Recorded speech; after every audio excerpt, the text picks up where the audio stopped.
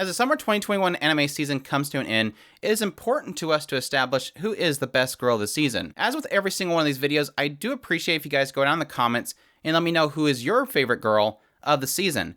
Now, I put best girl so that we can establish that there's a spectrum here. It's not all just waifus. Sometimes it's just cute girls that you want to protect their smile. Whatever you want to go with it. With that said, let's dive into who is the best girl of summer 2021 anime season. For my number 5, I have from the Duke of Death and his Maid. And yes, that is Alice. There is no better girl than Alice when it comes to just pure dedication. Despite the aspect that the Duke is currently facing, where anything that he touches dies, she still sticks by him. She's kind of one of those super devoted waifus that you just cannot beat. This is somebody that will literally face danger in order to be with the one that she loves. And for that reason, she's absolutely fantastic. And the great lengths that she goes through to completely throw the Duke off is every single time puts a smile on my face and just has me laughing out loud. So yes, my number 5 easily goes to Alice of the Duke of Death and his Maid. For my number 4, we dive into the world of the case study of Vanitas.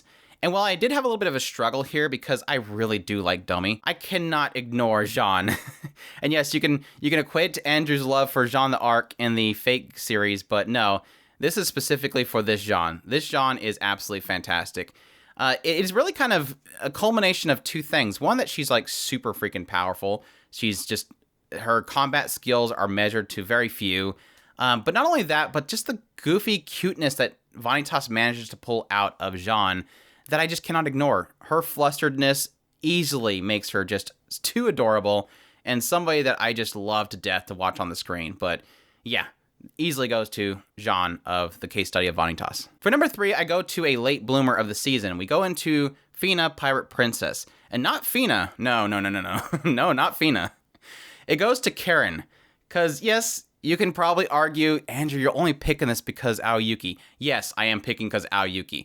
And not only that, but Karen's character just matches Aoyuki's character in her voicing that I just absolutely love. Not only that, but Karen herself is a total goofball. Like, just seeing her just, like, geek out over really stupid stuff, just go into a tirade about some random thing that she's experimenting with or something that she's created. I just love it. And it's sad that she always gets kind of snuffed because everybody kind of walks away when she's talking about things that are really, really important to her. But that's what makes her so great. I love her to death. Karen, number 3, easy. For my number 2, we cannot go through a season without me just gushing all over Miss Kobayashi's Dragon Maid. And yes, in Miss Kobayashi's Dragon Maid S, we have best girl, and she will always remain my best girl, Elma. And not only that, but this season, thankfully, because it seems like Elma always gets put in the background, and she only just pops up every now and then for Toru to be angry at. But this season, we actually dived into her, and we dived in a lot of her. We got into her entire back history, her relationship with Toru herself, the kind of dispute that they had in one of these recent episodes, just made her shine so much, and I just absolutely adore her, and I want more of her, and we got tons of her this season, and I'm super happy. But yes, easily number 2 of the season, Elma. And for number 1, and this is hard because I wanted to give Elma number 1 too, but I cannot ignore how fantastic Kageki Shoujo is, and specifically how fantastic Sarasa is. Sarasa is kind of one of those characters that is kind of put in a more serious situation, and she's not the stupid Genki character that normal kind of shows like this will have. She's a character with heart. She's a character that, yes, might seem like she's a little bit oblivious to what's around her, but you kind of see that's more in just a nature of herself. Her cheery nature itself is always blossoming and always shining a ray of light in every situation. She's kind of similar to a particular character in Shadow House, where you have this very kind of gloomy nature of a lot of the characters that doesn't necessarily phase the brightness of the character herself.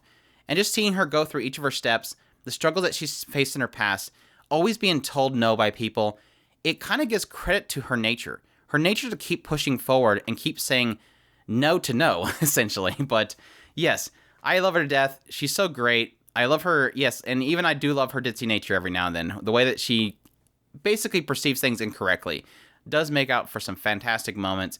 But yes, I just cheer for her. I root for her every single week that an episode's on.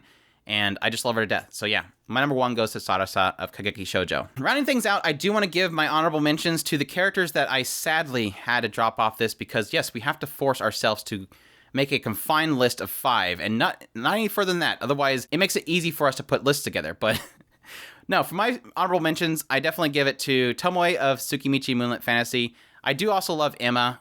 She's kind of got this very mischievous nature to herself. It's like more than meets the eye. Jahi from Jahi-sama will not be defeated. I love her to death. I love her Seiyu. It perfectly matches her goofy delusions of grandeur that she has. I sadly recently bumped off Remake Our Life from the list, even though I love Akishino to death. Nanako's story has been fantastic. I don't know what it is about. I think the story has been so focused on the main character that a lot of them have kind of taken a back seat for quite a while, that they've kind of lost their freshness in my mind. I'm sure they'll probably pop back in there going forward. I mean, recently we got a pretty waifu moment with Akishino for sure, but and that definitely made her desirable to put up on the list for sure. And I still do love Sumire and Chisato from Love Live, the new season. They're absolutely fantastic, especially Sumire's really goofy nature. But yeah, that's my list. My top 5 best girls of the summer 2021 anime season. Like I mentioned earlier, please take a moment, go down in the comments, let me know what your best girls are. Who did I miss? Who did I overlook that I shouldn't have overlooked? You're probably definitely going to let me know. But I hope you guys liked this video. If you did, leave a like down below. Comment, let me know what you thought. Subscribe if you haven't already. Share this video if you can. Support us on Patreon if you can. And y'all take care.